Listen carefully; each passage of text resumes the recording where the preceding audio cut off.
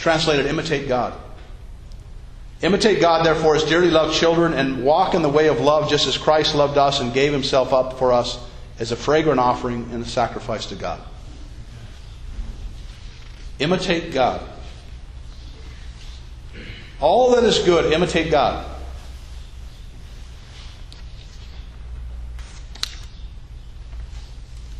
I'll finish off the last part.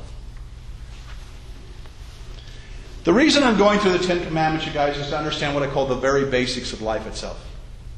The very basic foundation that all of mankind is given. These are the things that very practically start organizing our world. It's part of our legal system. It's part of the legal system of many cultures of the world. It's the basis by which we agree or don't agree with certain things with each other, how our relationships are established, how they're formed. What is the basic right and wrong in our society? It comes from this Ten Commandments. These 10 statements.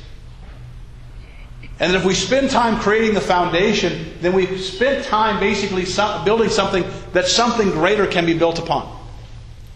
But if we don't even understand these terms, and I have to tell you that after looking through this term of thou shalt not murder, I didn't understand it. Sheesh, what happens when I get into adultery and deceit and lying and bearing false witness? I was amazed when I learned about idolatry. Not as just a graven image, but that which defines who I am, that which I worship. Honoring father and mother. These are important things to us because if we build the foundation, if we lay the foundation, we can build something of substance. But if we don't understand these basics, what else are we doing other than being misled by the world, which redefines these terms for us every few years, and we follow suit? You know my advocacy. Buy peaches.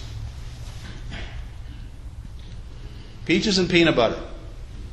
Now we're looking at Tabasco sauce. Just in case.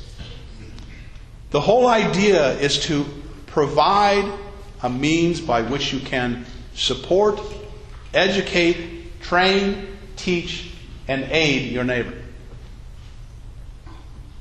It's a real simple idea, which is be willing to go outside of your house into your neighborhood and say there is a God. The very argument we start with is we break down every argument against the knowledge of God. Every good thing that we learn in this world is from God. Every good thing that you have taken for granted is from God. Yet the knowledge of God is disappearing. And with it, every good thing that goes with the knowledge of God. As we sit here, you guys, if you're not a member of the body of Christ, every time that we meet, we come and we ask a couple of things. One is that if you're in need of prayer, that you would pray with the congregation.